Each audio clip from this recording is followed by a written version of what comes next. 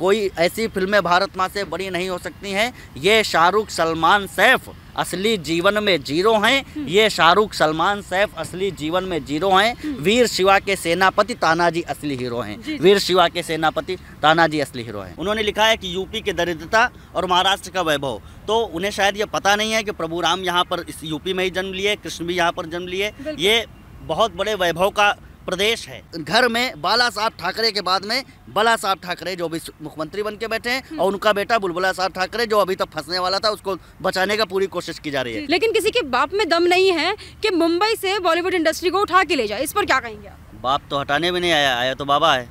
बाबा जो है बाप का भी बाप होता है। आज हमारी हरिश्चंद्र से फिल्म चली थी, ग्रैंड मस्ती पर आकर अटक गई है। वो कह रहे मिर्जापुर 3 बनेगी। हमें तो डर है कि योगी बाबा उत्तर प्रदेश ग्रेटर नोएडा में जब फिल्म सिटी बनाएंगे तो कहीं गोरे गांव की अंधेरी रात भी बना सकते हैं, या फिर वो अंधेरी के अंदर गर्दी भी बना सकते हैं। तो कहीं ऐसा ना हो, इसी डर की वजह से वो बहुत परेशान है, और ऐसा उन्हें रहना भी चाहिए। एक जो बहुत इंपॉर्टेंट पॉइंट मैं यहाँ पर बोलना चाहता हूँ, भारतीय सिनेमा का जो इतिहास था उसके पीछे कहा जाता है सबसे पहली फिल्म हरिश्चंद्र हमारी रही, दूसरी श्री पुंडलीक जिसके बारे में चर्चा होती है। आपस में विवाद में मैं नहीं जाना चाहता हूँ, लेकिन ये दोनों फिल्में भारतीय दर्शन को लेकर के बनी। श्री पुंडलीक एक हिंदू संत की कहानी है। राजा हरिश्चंद्र को सब जानते हैं, सूर चढ़े चंद चढ़े, लेकिन हरिश्चंद्र का व्यवहार नहीं टल सकता सत्य का। जिस देश में पहली फिल्म ये बनी हो, वहाँ पर ये झूठ का पुलिंदा जो मुंबई में उन लोगों ने बनाया है, अब इसके अंत का समय आ गया है। इसलिए उन लोगों की छटपटाहट समझने वाली है और जायज़ है। जी जी जी।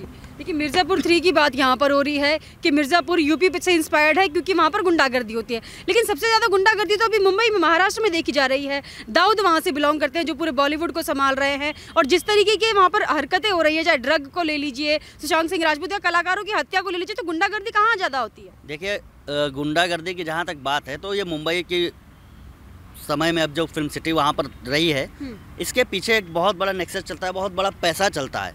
जो दाऊद का आपने नाम लिया है, मैं आपको बताऊं कि सुल्तान फिल्म आप लोगों ने देखी होगी। कई सारी फिल्में उनको ग्लोरीफाई करने के लिए बनाई जाती हैं और यहाँ के युवाओं को बर्बाद करने के लिए बनाई जाती है। भारतीय सिनेमा का यहाँ की युवा पीढ़ी पर बहुत प्रभाव पड़ता है। जब धूम फिल्म आई थी तो कई सारे लोग ईयरफोन लगा करके कान में बहुत तेज़ी से चलते थे और एक्सीडेंट में मारे जाते थे।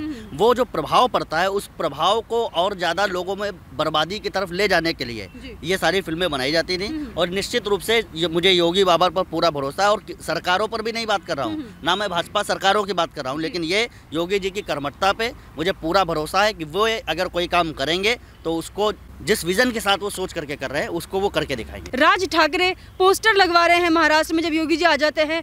कहाँ राजा भोज, कहाँ गंगू टेली, बिना नाम लिए योगी जी के बारे में इस तरीके की बातें कही जा रही है एमएनएस कार्यकर्ता उनकी पार्टी की तरफ से। इस पर क्या कहेंगे? कौन है राजा और कौन है गंगू टेली? देखिए, पहले तो हमें सबसे पहले बात ये समझनी होगी कि अटक से लेकर कटक तक और जम्मू से कश्मीर से लेकर कन्याकुमारी तक पूरा भारत एक है।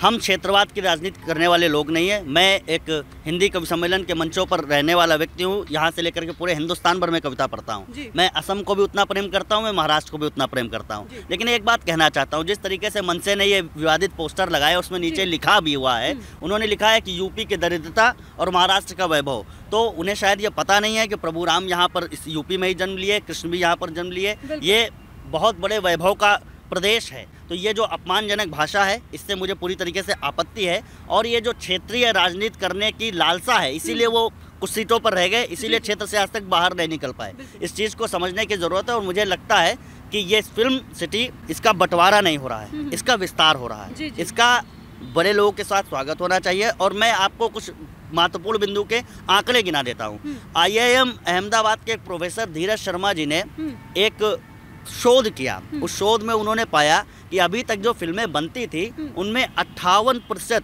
भ्रष्टाचारी नेताओं को ब्राह्मण दिखाया जाता था। उनमें 62% जो अत्याचारी लोग होते थे उन्हें क्षत्रिय टाइटल देकर के दिखाया जाता था। इसके साथ में सिखों की बात करें तो 74% सिखों को मजाकिया कैरेक्टर बनाकर ही पेश किया जाता था। ये हमारे आंकड़े हैं। और 84% मुसलमान। आप देखिए तो जब कोई मुसलमान फिल्म किसी भी फिल्म में होगा तो वो रहीम चाचा होगा, वो इतना बढ़िया होगा कि बुरे से बुरा मुसलमान भी 5 वक्त की नमाज पढ़ेगा। फिल्मों को ये जो ग्लोरीफाई करने का तरीका है, ये भारतीय मानस को बदलने का तरीका है जी। हमें इस चीज़ से निकलने की ज़रूरत है। और मुझे लगता है जब योगी बाबा यहाँ पर करेंगे तो शायद इन्हीं सब चीज़ों की छूट नहीं मिलेगी, इसलिए उन्हें बहुत ज़्यादा दर्द हो रहा है। आज से पहले 25 साल पहले जब हम फिल्म देखते थे तो उसमें देखते थे कि वक्रतुंड महाकाय सूर्यकोटि समप्रभा, इस श्लोक के साथ में फिल्मों की शुरुआत होती थी। फिल्मों की शुरुआत में सरस्वती जी का चित्र आता था। आज सारी सीन गायब हो गए हैं। आज हमारी हरिश्चंद्र से फिल्म चली थी, ग्रैंड मस्ती पर आकर अटक गई है। तो जब, और दूसरी बात, ये जो सबसे बड़ा दर्द इनको ये है कि जब यहाँ से इंडस्ट्री जाएगी, इंडस्ट्री तो जा नहीं रही है, एक दूसरा केंद्र खुल रहा है, वहाँ पर आकर के बाबा के संरक्षण में ऐसी फिल्में भी बनेंगी जो भारतीय मनीषा को और गौरवान्वित करेंगी। इसी का दर्द उन्हें सबसे ज़्यादा हो रहा है। और उन्हें इसलिए हो रहा है क्योंकि उनके आका जो पाकिस्तान कराची में बैठ करके दुबई से लेकर के जो पैसा भेजते हैं, उसी के दम पर उनकी दाल रोटी चल रही थी। मैं आपको एक पॉइंट और बताना चाहता हूँ, ये बहुत गंभीर विषय है कि शिवसेना वहाँ पर आर्टिस्ट का कार्ड बनाती है। शिवसेना कोई ऐसे फिल्म की तो संस्था है नहीं, वो तो एक राजनीतिक संस्था है। वो वहाँ पर कार्ड बनाते घूम रही है, उसका पता नहीं क्या कार्ड। और मुझे ये समझ में आया कि इस लोग कार्ड इसलिए बनाते हैं क्योंकि सबसे बड़े एक्टर यही है।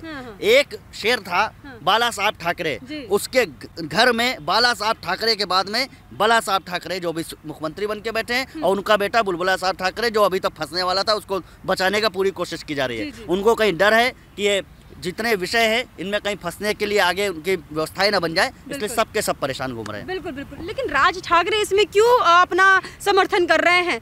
राज ठाकरे जो शिवसेना के बहुत ज़्यादा दुश्मन माने जाते, मतलब उनके साथ ही नहीं देते हैं कभी उद्धव ठाकरे का राज ठाकरे, लेकिन अभी वो योगी जी के लिए इस तरीके के पोस्टर लगा रहे हैं। क्या बॉलीवुड में उनका समर्थन रहता है? यानी कि जो लड़कियों की तस्करी होती है या हिंदुत्व के खिलाफ चीज़ें होती हैं, ड्रग जो बॉलीवुड में पाया जाता है, उसमें राज ठाकरे का हाथ है? यानी कि मैं एक चीज़ मानता हूँ कि राज ठाकरे एक बहुत प्रतिभाशाली नेता थे, और उन्हें अगर बाला साहब जी का उत्तराधिकार मिलता तो शायद बहुत अच्छा कर सकते थे।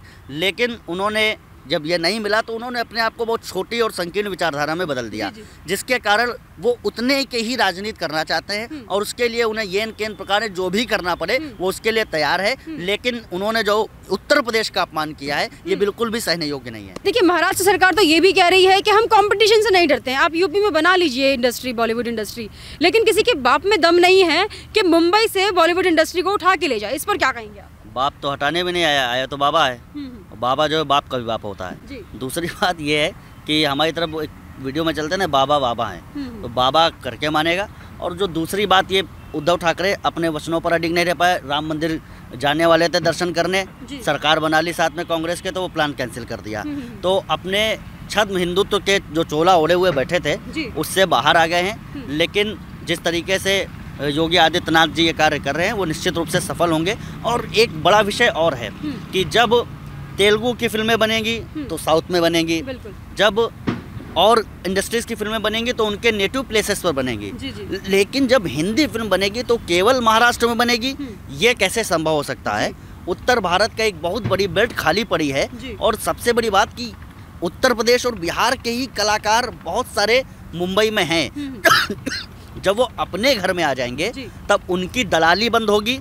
इस वजह से ये सारी प्रक्रिया चल रही है। और मेरा ये मानना है कि सब अपनी अपनी विचारधारा के पोषण के लिए कार्य करते हैं, तो जिसकी विचारधारा सही होगी वो अपने आप ऊपर उठ करके आ जाएगी। तो क्या बंटवारा बॉलीवुड में भी होगा? जैसे अगर यूपी में फिल्म सिटी बन जाती है तो जितने भी कम्युनिस्ट लोग हैं, जितने भी वामपंथी फिल्म मेकर कह लीजिए या फिल्म कलाकार कह लीजिए, जैसे स्वरा भास्कर हो गई या फिर अन्य हैं, क्या ये लोग यूपी आएंगे अपना शूटिंग वगैरह के लिए, या फिर इनका भी बंटवारा हो जाएगा? हम तो कहते हैं बिल्कुल ना है, और इधर से अगर निकल जाए सागर की तरफ तो ज़्यादा अच्छा है। मैं एक बात और कहना चाहता हूँ कि ये वो देश है जो अपने राष्ट्र को प्रेम करने के लिए जाना जाता है। वहाँ पर आप जेएनयू में जो देशद्रोह के नारे लगा रहे हैं, उनके बीच में जाकर के सुनने में आता है 5 करोड़ रुपए भी लिए मैडम जी ने, और वहाँ जाकर के खड़ी हो गई।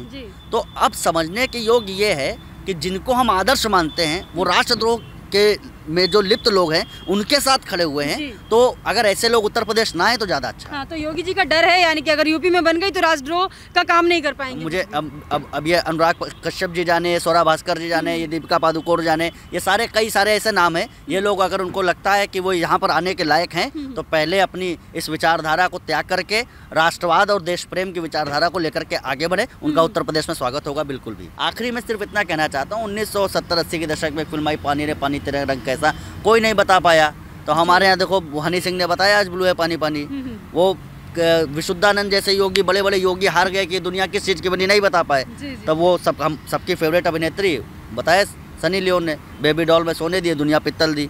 तो मेरा कहने का मतलब यह है कि हमारे आदर्श गलत स्थापित हो गए हैं। जब जीजाबाई अपने बेटे को अपने गौरव इतिहास की कथा सुनाती है, तब जाकर के बेटा शिवाजी बनता है, वरना फिर उसके बाद क्या क्या लोग बन रहे हैं आप जान सकते हैं। और छोटी सी बात यह है कि जिस उत्तर प्रदेश के प्रति इतनी कटुता मन से और इन लोगों में है, तो मैं इतना कहना चाहूँगा कि जो महाराष्ट्र का सबसे बड़ा गौरव का प्रतीक और हिंदुस्तान के सबसे बड़े गौरव के प्रतीक में से एक है हमारे महाराज शिवाजी, उनके ऊपर सर्वाधिक अगर किसी ने लिखा तो हमारे यहाँ के कानपुर के भूषण ने लिखा।